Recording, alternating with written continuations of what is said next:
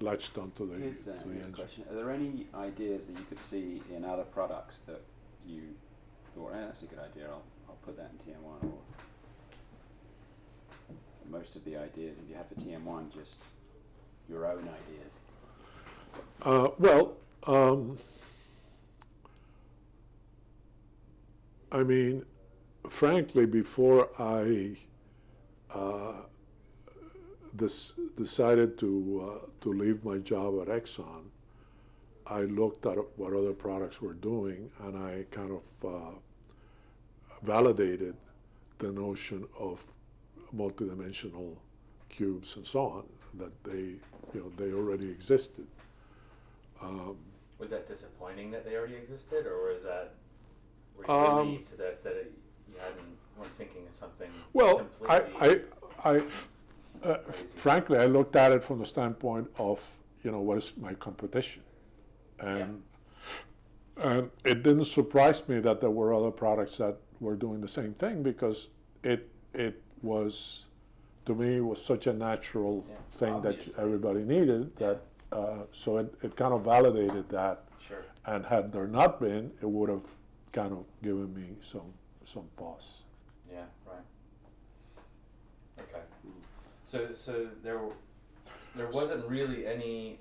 So TM1 really did come almost fully formed in terms of its core concepts. Like you said, there's a few things that you refined over time, like to Well, the rules rules. was one, and things like security, aliases. Right. I mean, I can go. In recent years, I guess the parallel loading and things like that were. Would you put that? Well, that was a breakthrough of. I mean, and okay, so functionally, let's separate functional from implementation. Okay. Okay. Right. Functionally, the big things were the original concept and rules. Yeah. And then I would put that on the top tier, and then the next tier would be something like DI, and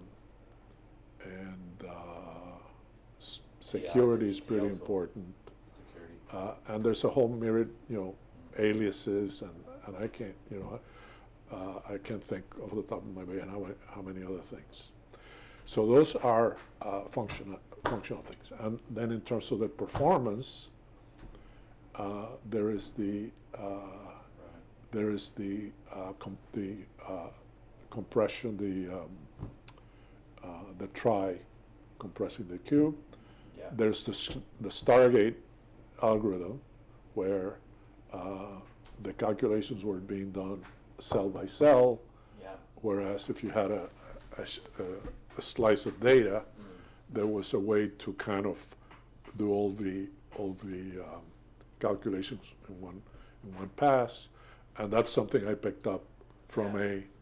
Actually, on that, like, how Sure. much were you involved in like perspectives, like the Excel add-in for TM1? Because I mean, for a lot of people, that is TM1, right? That's the way they view what TM1 is their interaction with Well, perspectives. that was the original TM1. The original TM1 had the spreadsheet. Yeah. So was a lot of the perspectives code like your code? Did you write that code? Like, was that, or were the concepts in there? Because we talked to programmers who, like even guys in CubeWise, who just aren't comfortable trying to develop Excel-based add-ins. They would rather build it in other technologies, right?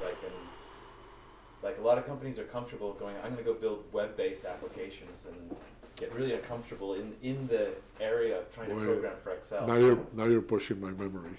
Right. I did perspectives Right. and my associates, and I don't know how many there were at that particular time. But no, there was no question that you had to have the functions. Mm-hmm. And that you had to be able to do a slice.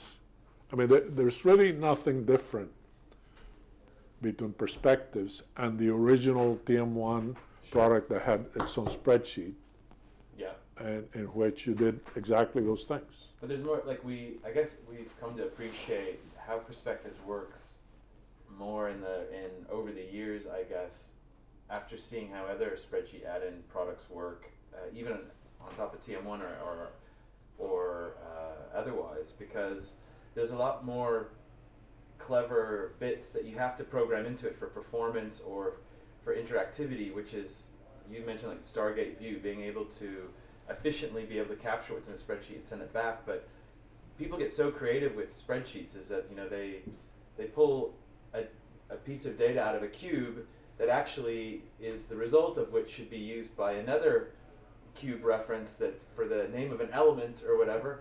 And so getting the right order of operations that so that people can still have the freedom to do all of those things in any way that they want to is not an easy thing. And I mean, did you ever have to deal with that part of it, or were there other guys who sorted that out? That effectively happens for free because within Excel. Yeah, exactly. Excel is also doing the same thing TM1 does, Yeah. is doing things on demand. So whenever it encounters a cell that has a DB formula, Mhm. it has to plug in the values. So it goes to those cells, Yeah. and if those cells have formulas, Yeah. then it Results cascades. accordingly, yeah. And by the way, that's the reason why in a wide area network it kills you, because you have to make Yeah. different paths every time. You have to go and find the answer via another DB. You have to send a message. There's reasons why it's so chatty, right? People go, why is Yeah, Perspective so that's chatty? right. But there's kind of Right. reasons for And it. that could have been optimized. How can the REST, because we hear a lot of people say the new REST API should solve the problem of going over the WAN because it's optimized for cloud and so forth, but a big part of the problem is just the chattiness. How does it solve the chattiness? Because you still have to go back and forth all those times, right? Okay. Basically what you do is and again, this is making this up right here. Yeah, right. Separate out the metadata. We can send this to Rebecca Hansen afterwards if you want. Well, I'm sure that's what they're doing. And essentially what you do is Yeah. you calculate, and whenever you have something that asks for a value, you suspend that, you record that calculation, and you give it a null value so that you can continue the calculation. And you keep a record of those things. And then once you have that structure of all the cell references that you made in that hierarchy of stuff, Yeah. you go and ask the question. in one go. You send a big query, which in the old API would have been quite difficult, and with the REST API is easier. You send it all in one shot, and then you recalculate the spreadsheet again, and now it's picking up the values from this table that you got from. Yeah, so it's the created server. like almost like a virtual cube of just that query in a way or something. It assembles the chains of references to cubes, and it assembles and then it sends the complete query, and then on the server it can link and piece together the answers, and when it comes back you have all the answers in it, and then when you recalculate it just comes back. Okay. So that's how, I'm pretty sure that's how it's being done. Okay. But it's not, it's something that was always there and never, never got done. Okay. Well, I mean, the perspectives thing is still important, I would say, and Well, sure. I mean, so this is the Excel front end will always be tied to TM1. I can't imagine it ever being any different. yeah, So. exactly. They're just just as no analyst can do their job without Excel. How do you? All the cameras, that's why you see things running. Yeah. Okay, I hear you. So look, I wouldn't mind asking this question because about reporting versus Sure.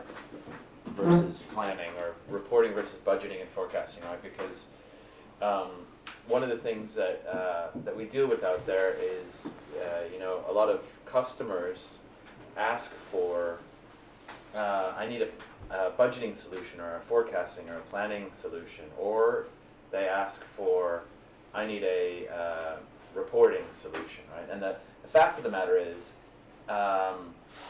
that you can do both in Excel, and they do both in Excel. So to people in finance who are doing all of that in Excel, having to split that into two separate kind of pieces of software or solutions is a bit frustrating. And why is that? Is your question? Well, I would say that the reason is because often software vendors have developed products and solutions just focused that are incomplete. They go, you asked for a budget solution, we're going to give you a budget solution, without thinking, oh, you're going to want to report on that budget and blend that budget with your actual data, and so they created separate solutions to do that. Or ERP vendors who don't think about budgeting and forecasting, they've just said, we'll let you report on our data that we created, the transactional level. So it's, for whatever reason, it's been rare for there to be a product where you go actually this caters to both, right? And which makes perfect sense to the business user. But Well, and so here's what I think is the answer. The answer is that the relational model can deal with history, which is really when you say reporting, it means, tell me what happened, kind of thing. And that there are tools, like Ognos BI and many others that do a good job of reporting on history. When it comes to planning, which needs to be interactive, it's different game, different. You can't be dealing with the same volumes of data. You have to, compress it down. It's a different piece of software. And so that's why when they market it as two separate things, because they don't have any way of bringing the two together. That's right. Yeah. With TM1, it's a very natural progression. Although I will say that at some point, because of the economies of memory versus disk, when you're talking about very large histories, and you need to go back and do really dig into the past, that you really can't do it in TM1. Yeah, I guess that's especially at a detailed transactional level. Some people do want to just take the transactions and filter them, or and there's things that SQL is quite good at that level, right? That TM1 wasn't meant to do, but typically people are. You could do it in theory with TM1, but the volume of data would not be economical to do. Yeah, but I would say most of the business decision making happening out there is at the level at which they are doing their plans. They want to be able to put in a plan and then track against their plan. Sure. So almost all of it is against that. The kind of other, that doesn't get into. Absolutely. Well, what happens then is that they use the planning tool and they freeze the plan, and then they feed it into the reporting system. Yeah. Now it's a frozen thing, and now they can report. And there's a reconciliation problem as well. Right.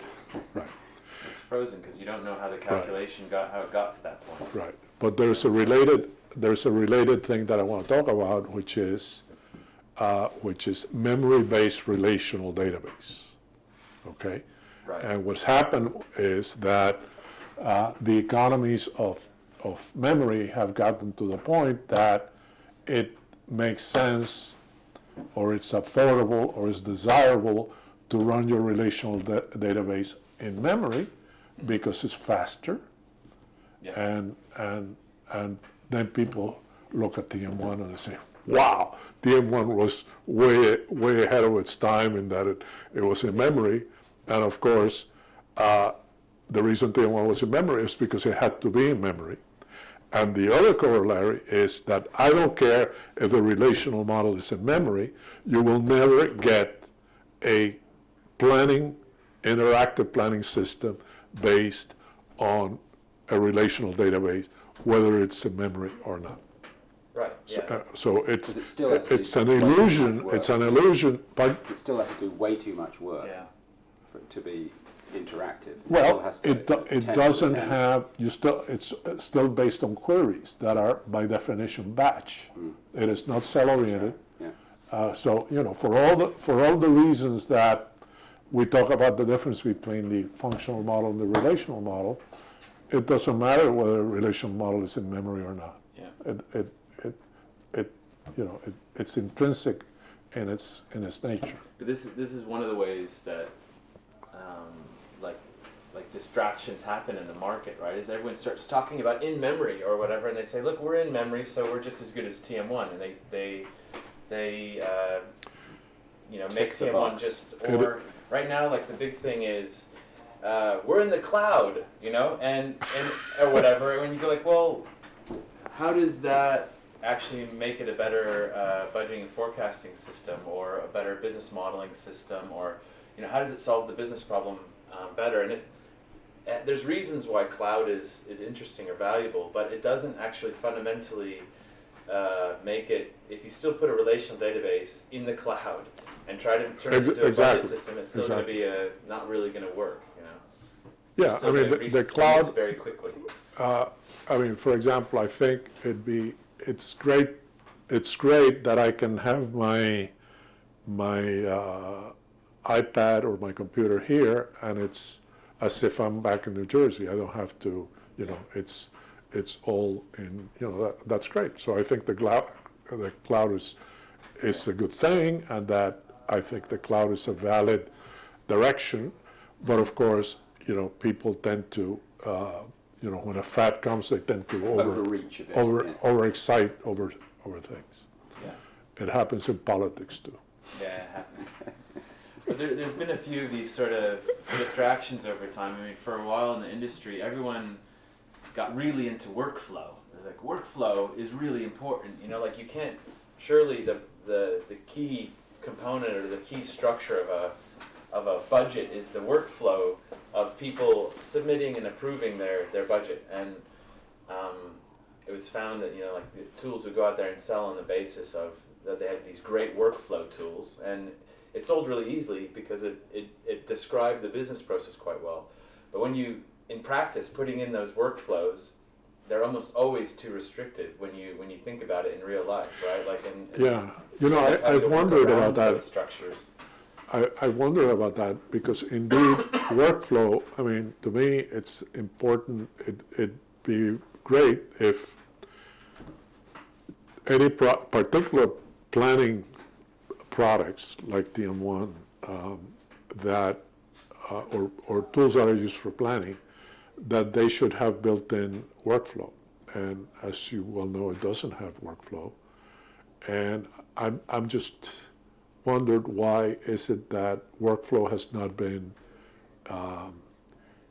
formalized, and that there is this notion of a widely accepted workflow system, and there isn't. But Yeah. I really don't know enough about it to comment. I would say workflow, when it comes down to it, it actually isn't that important, right? Compared to everything else in the system, right?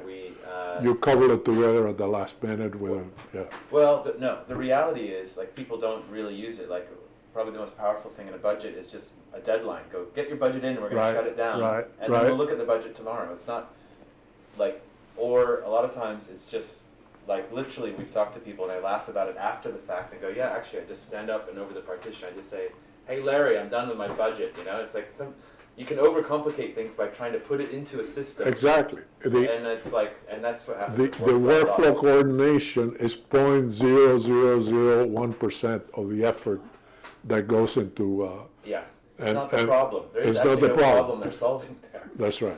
Um, that's- but the that's fact of the matter, the reason why it was so popular for a while is because there were planning products that were based on relational databases that forced a structure of this one key dimension, which was the workflow dimension, and they had to work off of that. So of course they sold the value of workflow really well because it was like you have to use this in order for the product to work, right? In order to keep the integrity of the data. I see. Because Right. otherwise, if everyone did a full calc of the entire system, it could be out of step, and therefore. Of course. So it Yeah. became a necessity, whereas if you have Yeah. calculation on demand and everything's up to date all the time, Yeah. Yeah. it doesn't. And they sold the actual weakness of the product as this great strength. It was amazing, but so for a while we had to talk about workflow, and again, that's actually not the reason people.